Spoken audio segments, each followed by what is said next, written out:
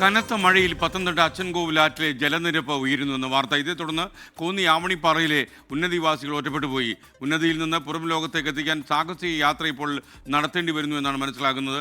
ആ ദൃശ്യങ്ങളാണ് ഇപ്പോൾ പ്രേക്ഷകർ കാണുന്നത്. ആ തളിച്ചു വരുന്ന അച്ചൻകോവിലാറ്റിന് കുറുകെയാണ് ഈ ചെറിയൊരു വള്ളത്തിൽ അവർ അക്കരെ കടക്കാൻ ശ്രമിക്കുന്നത് എന്നുള്ളത് ഏറ്റവും പ്രധാനപ്പെട്ട കാര്യമാണ്. എ വി ജയശങ്കർ ചേരും വിവരങ്ങളുമായി. പറയൂ ജയശങ്കർ.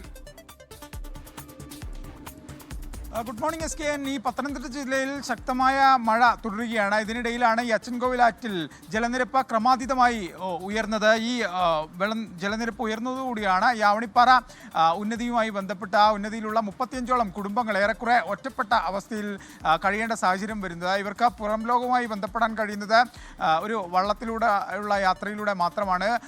നമുക്ക് ആ ദൃശ്യങ്ങളിലൊക്കെ തന്നെ കാണാം. സാഹസികമായി ഈ ജലനിരപ്പ് ഉയർന്ന അച്ചൻകോവിലാറ്റിലൂടെ സാഹസിക യാത്ര നടത്തിയാണ് ഇവർ പുറം ലോകവുമായി നിലവിൽ ബന്ധപ്പെടുന്നത്. വർഷങ്ങളായി ഈ പ്രദേശവാസികൾ പാലം വേണമെന്നൊരു ആവശ്യം പലപ്പോഴും മുന്നോട്ട് വയ്ക്കുന്നുണ്ട്. പക്ഷേ ഇതുവരെ ആ കാര്യത്തിൽ ഒരു അനുകൂല തീരുമാനം ഭരണാധികാരികളുടെ ഭാഗത്തു നിന്നുണ്ടായിട്ടില്ല. ഈ അരുവാപ്പുലം പഞ്ചായത്ത് നൽകിയ ഇപ്പോൾ ഈ ദൃശ്യങ്ങൾ കണ്ട ഒരു തോണി മാത്രമാണ് ഇവരുടെ ആശ്രയം.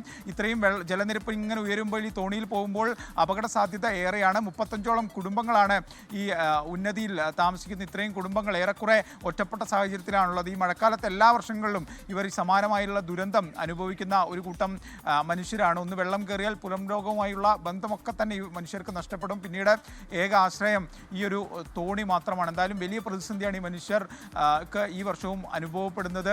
35ഓളം കുടുംബങ്ങൾ, അവർക്ക് പുറം ലോകവുമായി ബന്ധപ്പെടാൻ ഒരു പാലം വേണമെന്ന വർഷങ്ങളായിട്ടുള്ള ആവശ്യമുണ്ട്. ആവശ്യത്തിന് ഇതുവരെ ഒരു ഭരണാധികാരികളും അനുകൂലമായിട്ടുള്ള ഒരു തീരുമാനം എടുത്തിട്ടില്ല. വലിയ കഷ്ടപ്പാട്, വലിയ ബുദ്ധിമുട്ടാണ് എസ് കെ എൻ ഈ 35ഓളം കുടുംബങ്ങൾ അനുഭവിക്കുന്നത്. Okay, thank you Jaishankar.